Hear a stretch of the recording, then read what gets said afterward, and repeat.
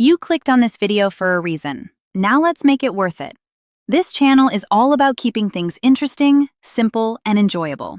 Subscribe and see where this goes. My brother's wife was standing in my mother's kitchen, like she already owned it when I walked through the door. She had moved the fruit bowl. It had sat in the same spot on the counter for 22 years, directly beneath the window where the morning light hit it, the way my mother liked, and my sister-in-law had moved it to the other side of the sink without asking anyone. A small thing, but I have learned to pay attention to small things. Small things are usually the draft that tells you which way the fire is going to move. My name is Nora. I am 31 years old. I work as a financial compliance analyst for a mid-sized estate planning firm, which means I spend my days reading documents that other people signed without understanding, tracing the distance between what someone intended and what the language actually permits. I have seen families come apart over a sentence. I have seen a single missing comma cost someone their grandfather's house. I know what legally binding means in a way that is not theoretical. I know it the way you know a scar. You press it sometimes just to remind yourself it is there. My mother raised my brother and me alone from the time I was 9 years old. My father left in the winter, quietly, the way cold comes in under a door, and after that it was just us. She worked the morning shift at a hospital laundry facility for 11 years. Then she cross-trained as a dietary aide, then a ward clerk, and by the time I was in high school, she had worked her way into a scheduling coordinator role that paid her enough to stop the quiet math she had been doing in her head every month since my father left. She never complained. She never made us feel the weight of it. She packed our lunches every day until we left for college, and she stood on the porch and waved until we turned the corner, even though I know now that she came back inside and sat down at the kitchen table with her coffee and cried because she told me so the summer I turned 28, the summer she was diagnosed.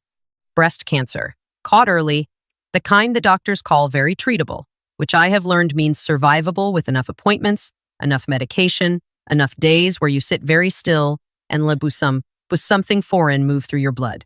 She went through 18 months of treatment without calling either of us more than once a week so she wouldn't, as she put it, make a big thing of it. I drove 4 hours every other weekend. My brother sent flowers twice. When she came through it, I decided I was done waiting for the right moment. The house she had rented for 23 years was a 2-bedroom ranch on a dead-end street in a quiet part of Ohio. She had never owned anything. She had never asked to.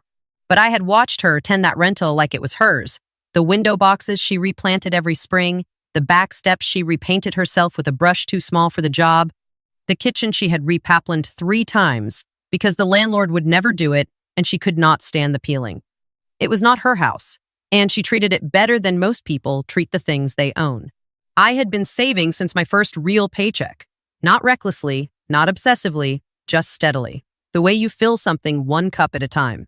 When I found the property 2 streets over from her rental, a 3-bedroom on a corner lot with a covered porch and a yard deep enough for the garden she had always talked about and never had the ground for, I called my realtor before I called anyone else. I put in the offer the same afternoon. I did not tell my brother. I should explain that. My brother is not a cruel person on his own. He is the kind of person who becomes whoever the loudest voice in his proximity needs him to be, which means he has not been reliably himself in about 6 years. That is how long he has been married to his wife. She is not loud in the obvious way. She is precise. She says the right thing with a specific kind of warmth that takes you a minute to realize was angled toward something. By the time you understand what she wanted, she already has it, and you are the one who feels unreasonable for noticing. I bought the house. I paid cash for the down payment and took a mortgage for the rest, 30-year fixed, with payments structured around what I had already confirmed my savings could absorb without strain. I hired a contractor to handle the updates before move-in. New roof, refinished floors, a walk-in shower for the primary bathroom with a bench and a handheld fixture because my mother's left shoulder still aches on cold days from the way she used to carry the laundry carts. I had the backyard graded and a raised garden bed framed in cedar along the south fence line so she could grow things without kneeling. I did not tell her what was in the garden bed. I planted it myself on a Saturday in early April while she thought I was at a work conference. Tomatoes, basil, zucchini, the heirloom beans she had clipped a picture of from a magazine years ago and taped to our old refrigerator. I pressed the picture into her hand at the reveal and watched her face when she understood I had kept it. The deed was in her name. I want to be clear about that because it will matter later. I had spent considerable time thinking about how to structure it. My firm handles estates. I had quiet conversations with two attorneys I trusted before I signed anything. We put the property in her name outright, with a life estate provision and a transfer on death designation that named me as the sole beneficiary upon her passing. This meant the house was fully and legally hers to live in and enjoy for the rest of her life. It also meant no one could touch the inheritance designation without her written, witnessed, and notarized consent. I knew this mattered. I knew it mattered the same way I know a contract matters before anything goes wrong, which is the only time knowing saves you anything. I brought her to the house on a Sunday morning in May, told her I wanted to show her something a neighbor had renovated. She wore her church cardigan. She had brought a coffee in a travel mug because she never went anywhere without one. When I stopped in front of the corner lot and she looked at the porch and the window boxes I had already planted with geraniums, she said very calmly, "Whose house is this?" And I said, "Yours."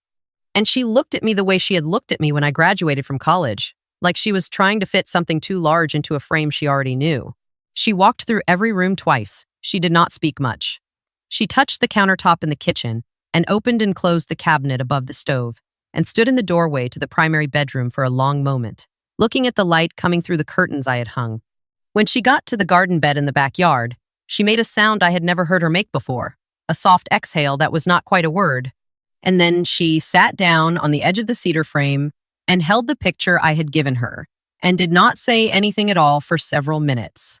Finally, she said, "I have never owned anything that was mine." I said, "You do now."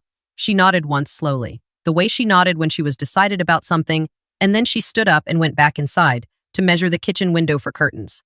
I should have known to feel careful in that moment. Instead, I felt only the clean, specific piece of something finished. I drove home that evening and slept better than I had in 2 years. My brother found out 11 days later.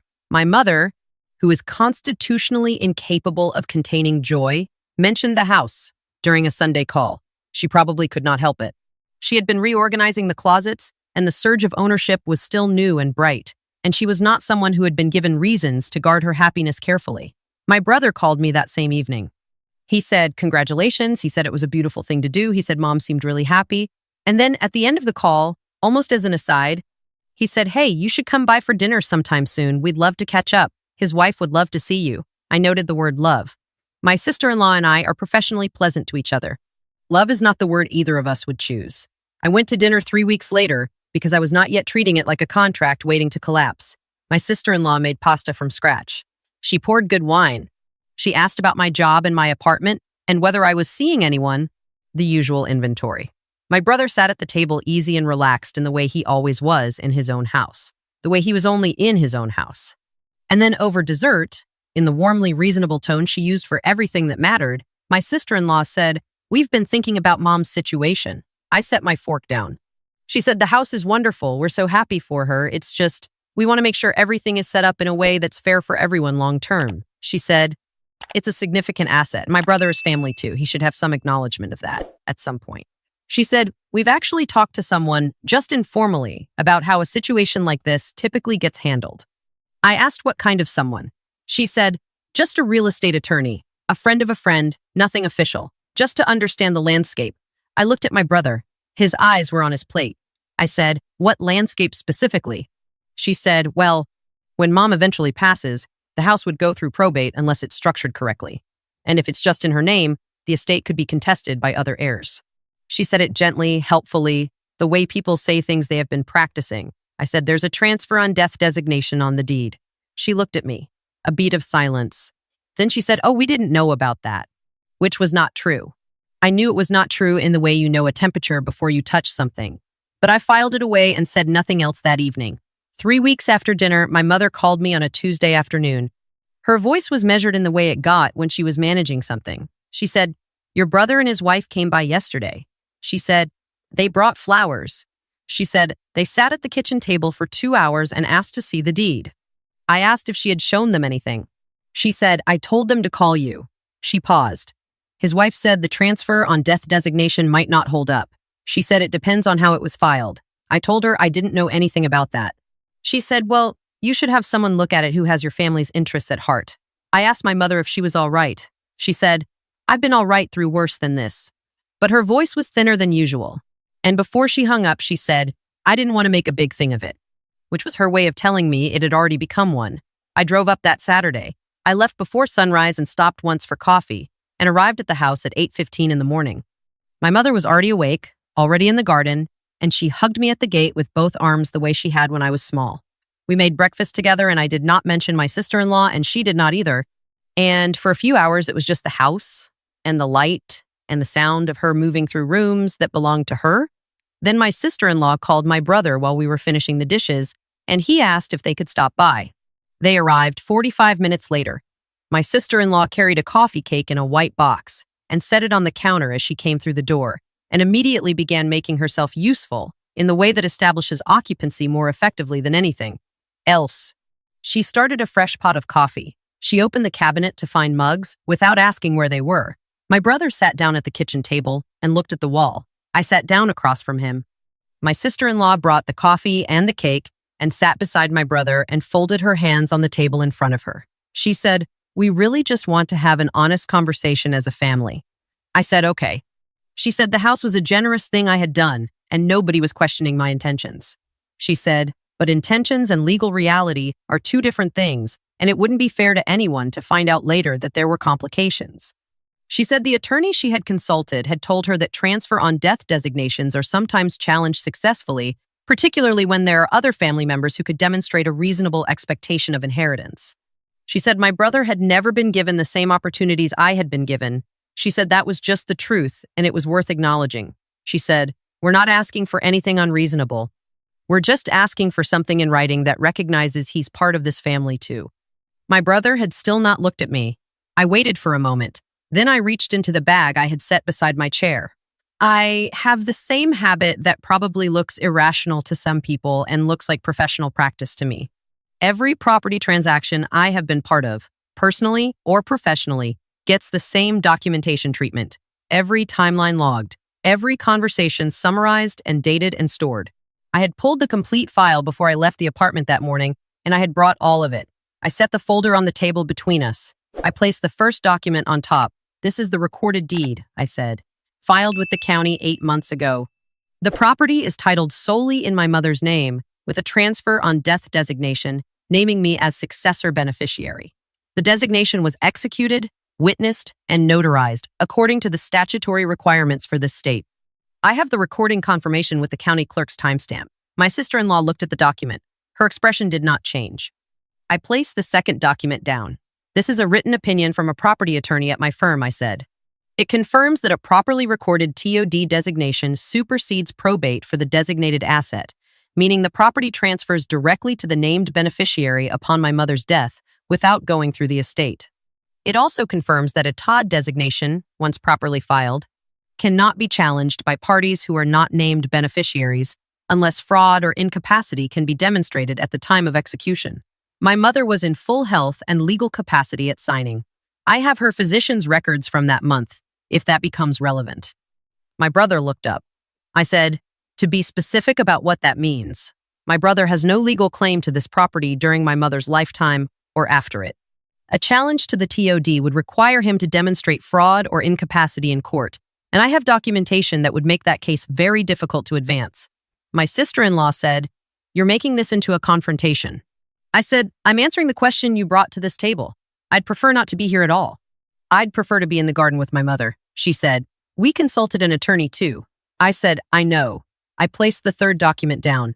"This is the intake record from the real estate attorney you contacted. My firm has a referral relationship with his office. He reached out to our senior partner as a professional courtesy after your consultation. I'm aware of the questions you asked and the general direction of the advice you received." The kitchen was quiet. "I want to be direct with you," I said. "My mother worked in a hospital laundry room for 11 years. She worked the morning shift. She was there before 6 most days. She did it so that my brother and I could eat and have shoes that fit. She never asked anyone for a single thing that she had not already earned. This house exists because I chose to give her something soft to land on after a life of not landing softly. It is hers. It will be hers until she decides otherwise or until she's gone. And when she's gone, it comes to me. And that structure exists specifically so that no one can use her generosity or her age or her desire to keep the peace against her." My sister-in-law said she could change the designation if she wanted to include your brother. My mother who had been standing in the doorway to the back hall for approximately 2 minutes without any of us noticing, said, "I won't be doing that." We all looked at her. She came to the table and sat down beside me and folded her hands the same way my sister-in-law had folded hers, except her hands were still. She looked at my brother directly and she said, "I love you. I have always loved you the same, but your sister built this house for me, and what she built it to protect me from is exactly what is happening right now at my kitchen table." She said it without anger. She said it the way she said everything hard, quietly, with her eyes open and her voice even. My brother said, "Mom," she said, "I'm not finished." She said, "I spent 23 years in a house that wasn't mine, being careful with everything, not painting, not planting, not changing things because it belonged to someone else, and I didn't want to overstep." She paused. "I have window boxes now. I have a garden. I have a porch that is mine." She looked at my sister-in-law.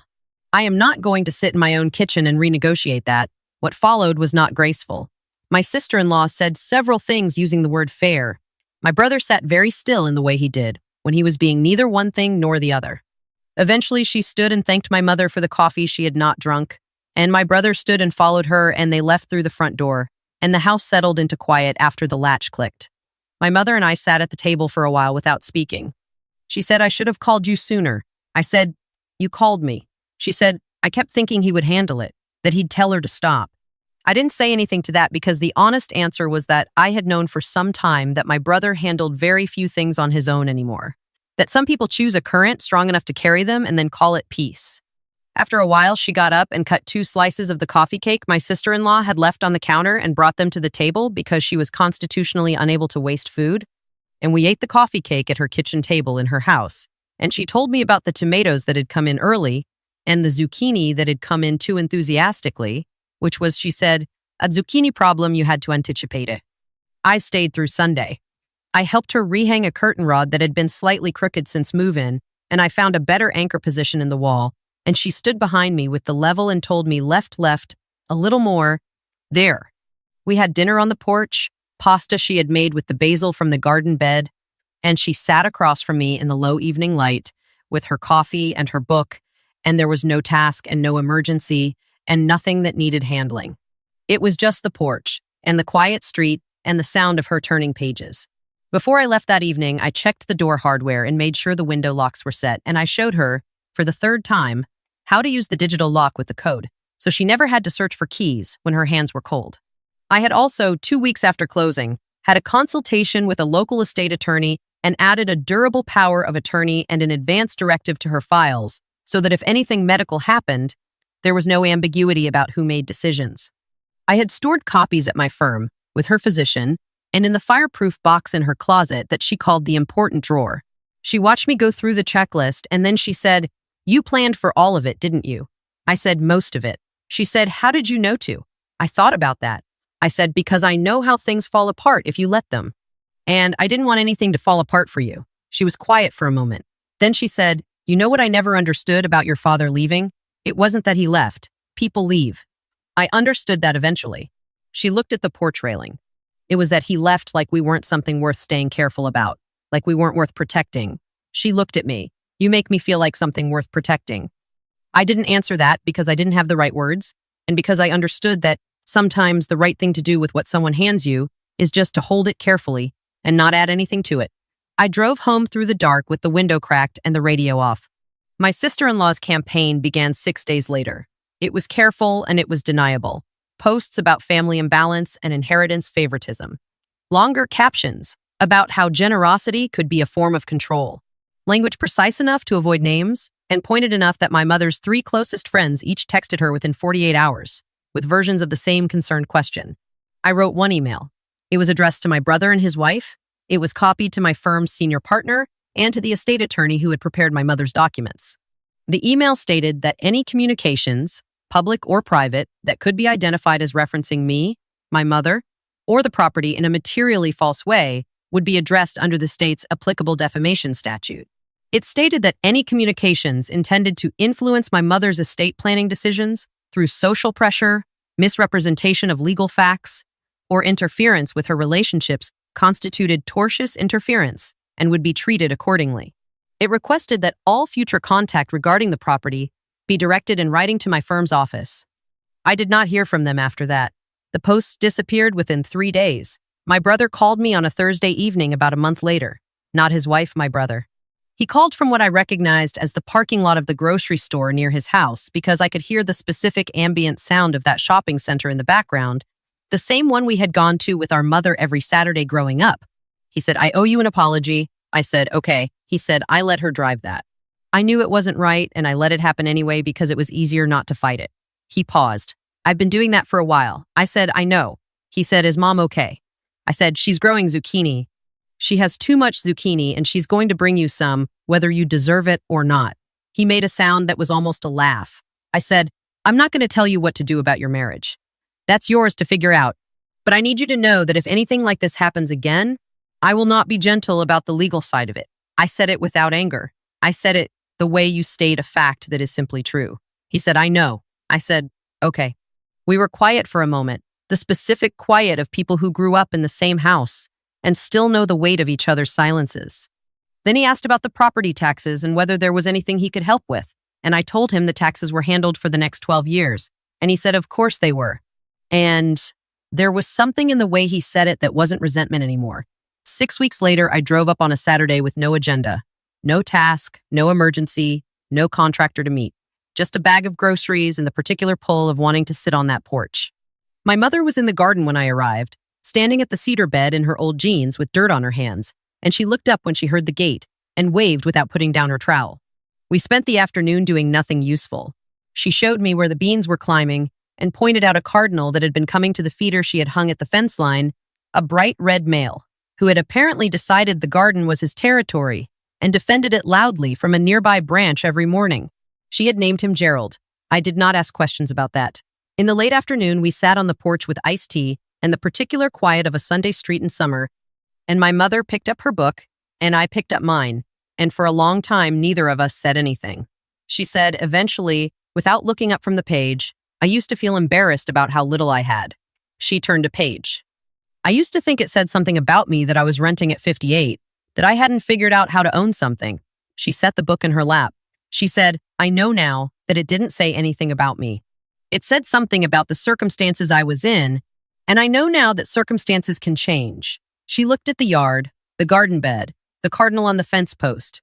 She said, "I never knew what it felt like to look at something and think, I don't have to ask anyone's permission to be here. I just didn't know that was something I was allowed to have." I looked at her. She said, "Now I know." We stayed on the porch until the light went low and orange across the front yard, and the cardinal settled into silence somewhere beyond the fence. My mother brought out a sweater and put it on and picked her book back up, and Gerald made one brief announcement from his post and then went quiet. There was nothing that needed to be said. My brother came by the following month, alone, on a Sunday, and brought peaches from a farm stand he had stopped at on the way. My mother put them in the fruit bowl under the window where the light hit them the way she liked, and the three of us sat at the kitchen table and talked for 2 hours about nothing in particular, the way people do when they are practicing being a family again, after something has shifted. It is not the same as before. I don't know that it should be. Some things that break don't go back to what they were.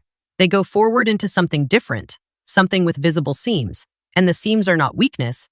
They are just evidence that the break happened and that someone chose to repair it anyway. What I understand now is that protection is not the opposite of love. For a long time, I thought the two things existed in different categories, that love was soft and open, and that anything with structure and documentation and legal backing was something colder, something less. I was wrong. The documents I prepared for my mother's house are the most loving things I have ever done. The irrevocable structure, the transfer designation, the power of attorney, the advance directive, the fire safe box in the closet with the important drawer labeled in my handwriting, those are love made durable. Those are care that does not depend on goodwill or good timing or anyone choosing to behave well. Love without protection is hope. Love with protection is a plan. My mother spent 30 years without a plan that was hers, without a document with her name on it that no one could amend without her consent. She worked morning shifts in a hospital basement and raised 2 children, and came home to a house that the landlord could have taken from her with 60 days written notice. She has window boxes now. She has a garden and a porch, and a cardinal named Gerald, who is very loud about his property lines. She has something that will still be hers tomorrow, And the day after, and every day after that for the rest of her life. And after that, it comes to me, locked and recorded and filed with the county, clean as a line I drew in the ground and said, this is where it stands. And if you have ever been the person who handled things, who prepared the documents and pulled the permits and sat at a table with a folder while people called you controlling for knowing what the words meant, share this. Someone out there needs to hear that protecting the people you love is not the same as holding something over them. Sometimes it is the only reason anything holds at all.